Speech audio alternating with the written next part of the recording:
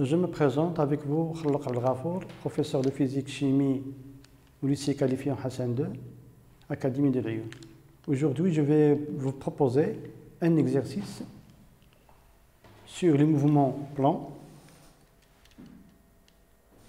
Donc, on va étudier le mouvement d'un électron dans un champ électrique uniforme. Premièrement, puis deuxièmement, on va l'étudier dans une région où règne un champ électrique et un champ magnétique. On va lire l'énoncé. Donc, le but, c'est quoi? C'est les mesures de la charge massique d'un électron, c'est-à-dire mesurer le rapport E sur M. C'est l'expérience de Joseph John Thomson. La première partie de l'expérience. On réalise la déviation d'un faisceau d'électrons à l'aide d'un champ électrique uniforme indépendant du temps et on mesure la déviation Y du spot sur l'écran. Voici la figure. Donc, premièrement, il n'y a pas de champ magnétique, il y a seulement un champ électrique. Il y a une déviation, c'est-à-dire l'électron sort, se déplace entre les deux plaques, puis se déplace. Donc, il va heurter un écran, c'est-à-dire le point d'impact, c'est S. Donc, la deuxième expérience, on va établir dans cette région un champ magnétique uniforme B, indépendant du temps, il est perpendiculaire à E, et on règle la valeur de B de telle façon que le spot soit ramené au point H. Donc, on a deux cas, on va étudier la première expérience et la deuxième expérience. Dans cette situation, on va négliger le poids de l'électron devant les autres forces. Donc, le repère d'espace d'étude, c'est ROIJ. Premièrement, dans le cas de la première expérience, c'est-à-dire la première expérience, il y a seulement un champ uniforme. La première question, c'est établir l'équation de la trajectoire dans la région où règne le champ électrique. Donc, on veut trouver l'équation de la trajectoire ou la nature de la trajectoire dans cette région, c'est-à-dire entre les deux plaques. Puis, on va en déduire les coordonnées du point M, c'est-à-dire le point M, c'est le point de sortie de l'électron de cette région. Donc, on va faire un petit schéma. Donc, on a deux plaques parallèles. L'une porte une charge positive et l'autre une charge négative. Entre ces deux, c'est-à-dire au milieu, on a un électron qui entre dans cette région avec une vitesse V0. Le sens de E, on sait que E décroît le potentiel, c'est-à-dire E se déplace du haut vers le bas. C'est-à-dire se déplace du potentiel le plus grand vers le potentiel le plus bas. Voici le champ électrique. On va prendre un repère. Donc, O, X, Y. Donc, l'électron va se déplacer entre les deux plaques. Il va décrire un mouvement curviligne. Nous, on va montrer sa nature. Ça y est, on va montrer que le mouvement, voici le point M de sortie, on va montrer que le mouvement est parabolique. Voici le point M. Maintenant, on veut trouver la nature de la trajectoire entre ces deux plaques. Donc, premièrement, on va préciser notre système d'étude. Système étudié, c'est électron. Donc, cet électron, il a une masse M et une charge Q. Donc, elle est chargée, sa charge c'est moins E. Deuxièmement, on va préciser notre référentiel. Le référentiel est toujours terrestre. Le référentiel d'étude est terrestre. Supposé, c'est-à-dire on va supposer galiléen.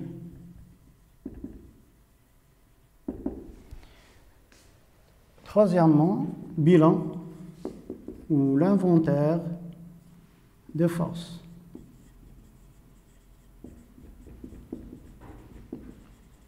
Extérieures, des forces extérieures appliquées sur l'électron. Donc les forces, il y a le poids du système, qui est ici l'électron. Il y a la force électrique qui est égale à Q fois E, force électrique.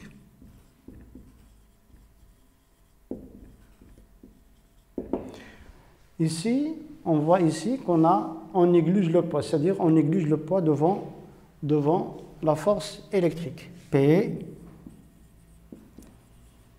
est négligeable devant la force électrique, c'est-à-dire P très inférieur à F électrique. Donc on passe à la deuxième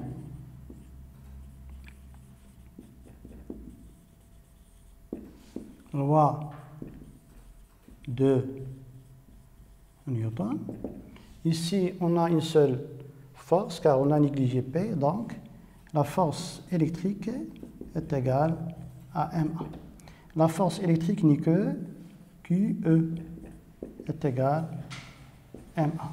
Donc je vais projeter le E dans la base cartésienne OI. Donc ici moins E. Donc le E c'est coordonné dans la base IJ.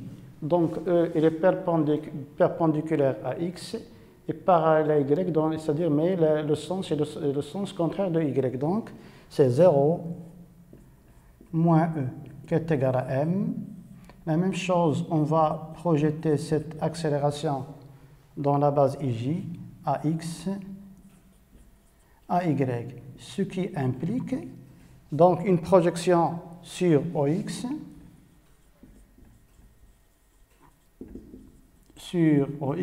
nous donne 0 est égal à MAX, c'est-à-dire AX est égal à 0. Projection sur OY, on va trouver que petit e fois E la charge élémentaire est égal à M à Y. Donc, on a AX est égal à 0, c'est-à-dire le mouvement de l'électron il est uniforme suivant OX, l'accélération suivant OY elle est constante, c'est-à-dire un mouvement uniformément varié suivant OY. Donc AX est égal à 0, AX à quoi est égal à d de Vx sur dt est égal à 0, et on a AY qui est d de Vy sur dt, AY est égal à E fois grand E sur M. C'est égal à E fois E sur M. Par intégration, on va trouver que Vx est égal à constante qui est égale à Vx0. Ici, la vitesse initiale, elle est portée par l'axe des x suivant OX, donc Vx0, c'est V0. Donc, c'est V0. De même, Vy est égal à E fois E sur M, T plus Vy0.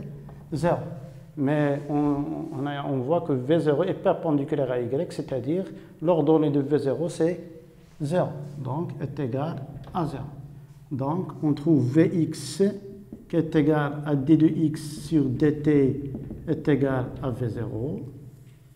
Et Vy qui est d de y sur dt qui est égal à E fois E sur mt. La même chose, par intégration, on va trouver x et y. Par intégration, donc x est égal v0t plus x0. L'électron part du point O, c'est-à-dire x0 est égal à 0 et y0 est égal à 0. Donc x0 est égal à 0, il me reste que x de t est égal à v0t. C'est l'équation horaire du mouvement suivant OX. La même chose ici, par intégration, on va trouver que y de t est égal, la primitive de t c'est t carré sur 2, e sur 2m t carré plus y0, et y0 est égal à 0, donc y est égal à e fois e sur 2m t carré. Donc on a trouvé les équations horaires. Voici l'équation horaire suivant OX et voici l'équation horaire suivant OY. Nous, il nous demande dans la question d'établir l'équation de la trajectoire. Donc l'équation de la trajectoire c'est y en fonction de x. Donc on va appeler cette équation horaire l'équation 1 et l'autre 2. Donc on va éliminant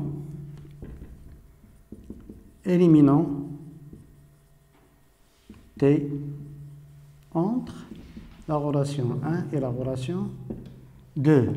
Donc, d'après cette relation, on va trouver que t est égal à x sur v0. On va la remplacer dans l'équation horaire 2. Donc, y est égal à e fois e sur 2m. On remplace t par x sur v0, le tout au carré. Donc, y est égal à e fois e sur 2m, v0 au carré, x carré. Donc l'équation, c'est une fonction du deuxième degré, donc dans l'équation d'une parabole. Donc, la trajectoire, elle est parabolique. L'équation d'une parabole. C'est-à-dire le mouvement, elle est parabolique. Donc, on a établi l'équation de la trajectoire. Maintenant, on va en déduire les coordonnées de M. Voici M. Ici, il nous donne cette longueur c'est A. Donc, pour M, il a un xm qui est A et on va trouver ym. Donc, les coordonnées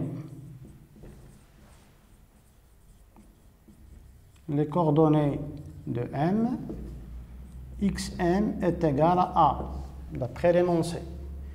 Ym est égal à E fois E sur 2m v0 au carré. Donc M appartient à la trajectoire, donc il vérifie l'équation de la trajectoire, ici, xm au carré. Et on va remplacer xm par A. Donc ym c'est E fois E sur 2m v0 carré A carré. Donc on a trouvé les coordonnées de M. On passe à la deuxième question. Maintenant, c'est premièrement. Maintenant, on passe à la deuxième question. Établir l'équation de la trajectoire entre M et S. C'est-à-dire, l'électron sort du point M, puis il va se déplacer. Le point d'impact, c'est S. On va trouver l'équation de cette trajectoire. D'abord, on va préciser sa nature, la nature de cette trajectoire. On retourne à notre schéma. Voici l'écran. Ici, on a le point H. Donc, lorsque l'électron sort du point M, elle est soumise à son poids seulement. Mais le poids, elle est négligeable. C'est-à-dire, on peut estimer que la somme des forces est nulle. Donc, entre S et M, puisque le poids est négligeable, très très négligeable, on peut dire que la somme des forces extérieures appliquées sur le système est égale à 0. Et puisque la somme des forces est égale à 0, c'est-à-dire le corps et l'électron, il est comment? Pseudo, à peu près pseudo-isolé. Et puisqu'il est pseudo-isolé, on va appliquer le principe d'inertie ou la première loi de Newton. Donc d'après le principe d'inertie, donc l'électron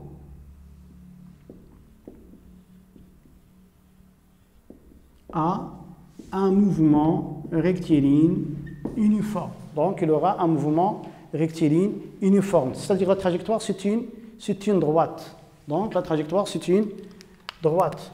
Elle va être portée par la vitesse Vm. Donc voici la trajectoire. C'est-à-dire la trajectoire, et cette trajectoire, elle coupe l'axe des X au point I. Donc cette droite, elle porte le vecteur Vm. Donc cette trajectoire entre M et S, elle est rectiligne. Maintenant, on connaît la nature de la trajectoire entre M et S. Donc il nous demande d'établir l'équation de cette trajectoire, c'est-à-dire l'équation de cette droite. Puisque c'est une droite, donc l'équation de la droite,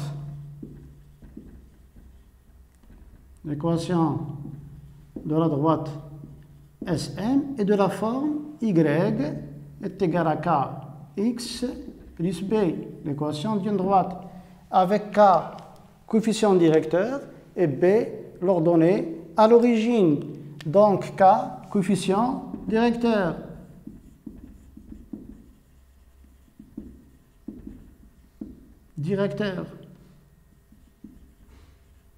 Donc le coefficient directeur, donc comment on va calculer ce coefficient directeur? Donc on sait que le coefficient directeur n'est que la dérivée de la fonction au point considéré. C'est-à-dire que y, c'est-à-dire k, n'est que d de y sur d de x pour x est égal à xm, avec xm est égal à a. D'abord, on va calculer d de y sur d de x. On a l'équation de la trajectoire, la voilà. On va la dériver. Donc, on va dériver cette trajectoire par rapport à d de y sur d de x. Donc, on aura E fois E sur, donc x carré, la dérivée c'est 2x, c'est m v au carré x. Donc, k est égal d de y sur d de x pour x est égal à xm, c'est-à-dire x est égal à a. Donc, je remplace x par a, je trouve E fois A sur M V0 au carré. Donc, on connaît le coefficient directeur. Donc, maintenant, on va trouver B. B, c'est quoi? C'est l'ordonnée à l'origine. C'est l'intersection. Donc, si on prolonge cette droite, l'intersection de cette droite avec l'axe des Y nous donne B. Mais on sait que M appartient à la droite, donc il vérifie la droite. M appartient à la droite, donc YM est égal à K xm plus b.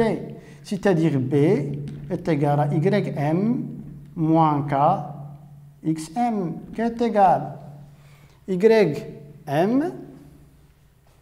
Donc ym, la voilà.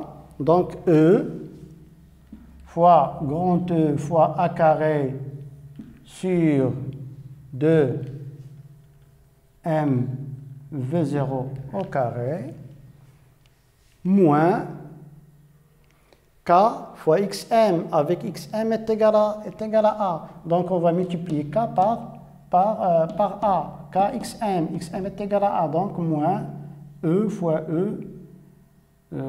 fois a carré sur mv0 au carré. Si on fait la soustraction, donc si on peut ici factoriser par e fois a carré sur mv0 au carré, il me reste ici 1 demi moins 1. 1 demi moins 1, c'est moins 1 demi. Donc b est égal e fois grand E fois a carré sur 2 mv0 au carré.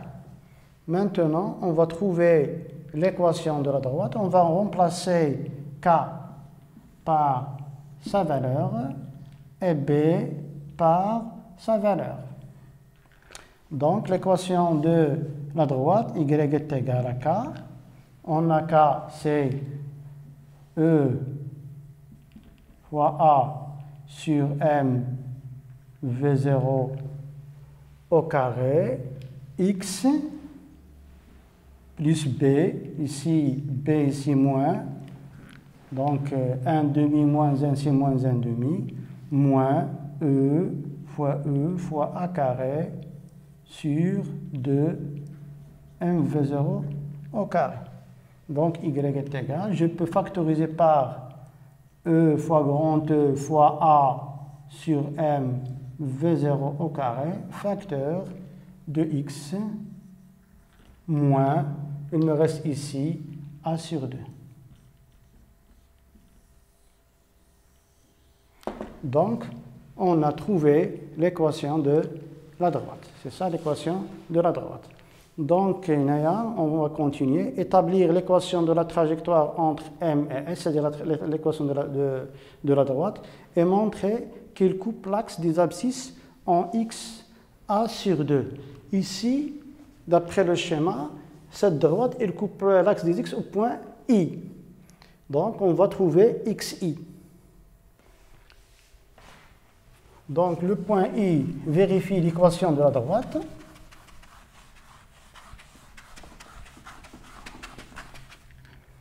Le point I vérifie l'équation de la droite, c'est-à-dire yi est égal E fois A sur M V0 au carré X moins A sur 2. On va mettre ici XI. Mais le YI, à quoi est égal? Le YI est égal à 0. Avec YI est égal à 0. Donc ce terme est égal à 0. Ce terme, il est différent de 0, implique que xi moins a sur 2 est égal à 0, c'est-à-dire xi est égal à a sur 2, c'est-à-dire que l'abscisse de i, c'est la moitié de cette distance, c'est-à-dire a sur 2. Donc on a montré que i est, c'est-à-dire cette droite, il coupe l'axe des x en a sur 2. Maintenant, on va en déduire y. Voici y, c'est la déviation sur l'écran.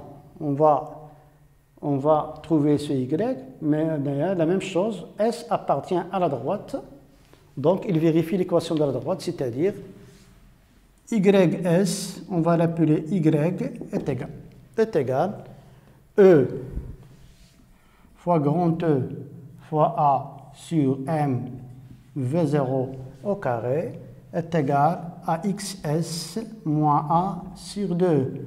Or, xs d'après la figure, xs est égal à cette distance, c'est d, et cette distance, c'est a sur 2. Donc, xs, c'est a sur 2 plus d. Donc, est égal à a sur 2 plus d. Donc, grand y, c'est-à-dire la déviation, est égal à e fois a sur m v0, a sur 2 plus d moins a sur 2. Donc, on va simplifier par a sur 2. Donc, y est égal à e sur e fois a fois d sur m v0 au carré. Maintenant, on passe à la deuxième partie. La deuxième partie, on établit dans la région ORN un champ électrique E, un champ magnétique B, uniforme et indépendant du temps, perpendiculaire à E. D'ailleurs, on règle B de telle manière que le spot se déplace d'une façon rectiligne. Donc, on me demande d'établir l'expression de V0 en fonction de E et B. Donc, ici on a un champ magnétique. Voici le Z, V en avant et B en arrière. Donc, le système étudié, le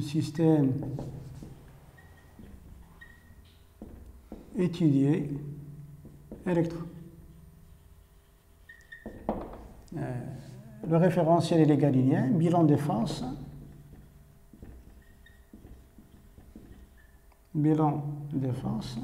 Il y a la force électrique,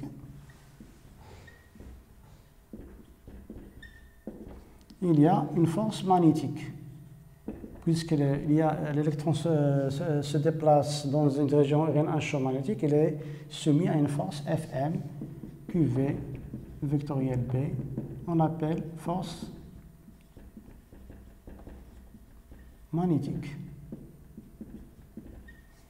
ou force de Lorentz. On néglige P, la deuxième loi. De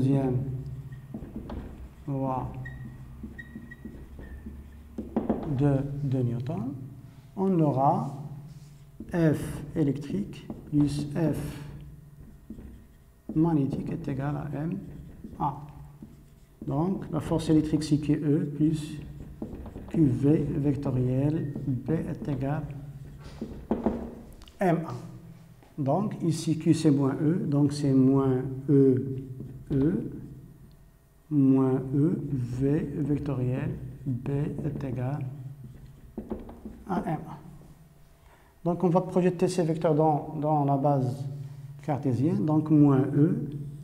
Le E, elle est porté par OY, il a le sens contraire de J, donc 0, moins E, 0 dans la base, c'est le coordonnées de E dans la base IJK. Moins E, la vitesse du mouvement est rectiligne, il est porté par OX, car l'électron se déplace de O vers H, il a un mouvement rectiligne, donc la vitesse est portée par X. Donc V, 0, 0, vectoriel B. Le B, le voilà, il a le sens contraire de Z. 0, 0, moins B, donc dans la base IJK, les coordonnées est égal à M,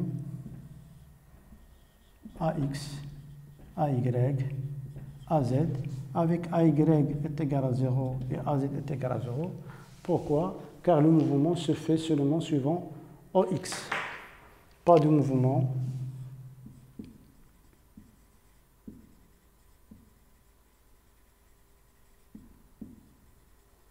suivant OX et OZ. Donc, pas de mouvement suivant donc OY et suivant OY et OZ. Le mouvement se fait seulement suivant OX. Donc, on va projeter. Donc ici, on aura 0 EE, 0. Ici, moins E, plus. Ici, suivant x, 0 fois B0, 0, 0. Suivant OY, donc c'est 0 plus VB. Ici, suivant Z, c'est 0. Est égal M AX 0, 0. Projection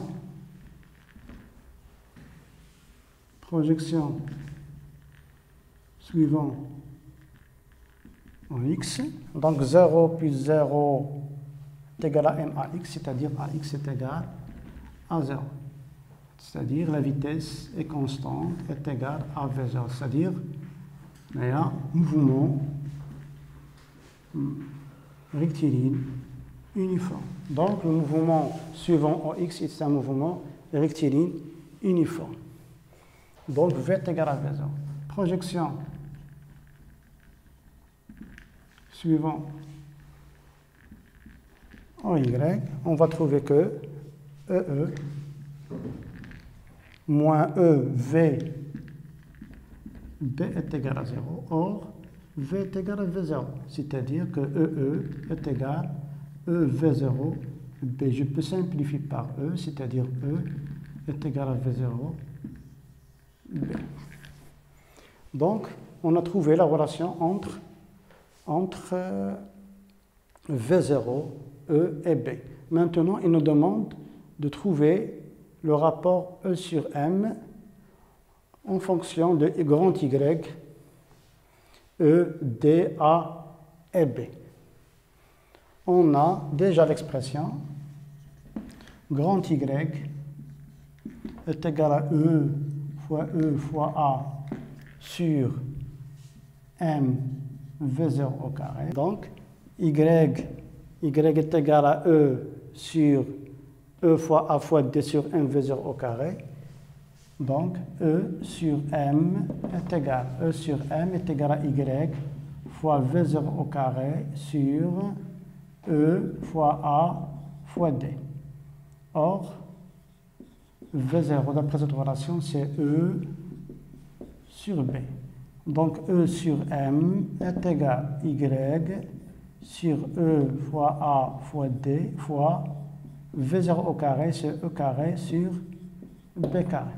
Donc, ce rapport est égal à Y, je simplifie par E, Y fois E fois A fois D fois B carré. C'est-à-dire, en connaissant la norme de B, la norme de E et D et Y, c'est-à-dire la déviation Y, on peut trouver le rapport E sur M. Et en connaissant la charge élémentaire, j'ai pu déterminer la masse de l'électron. Et à la prochaine fois.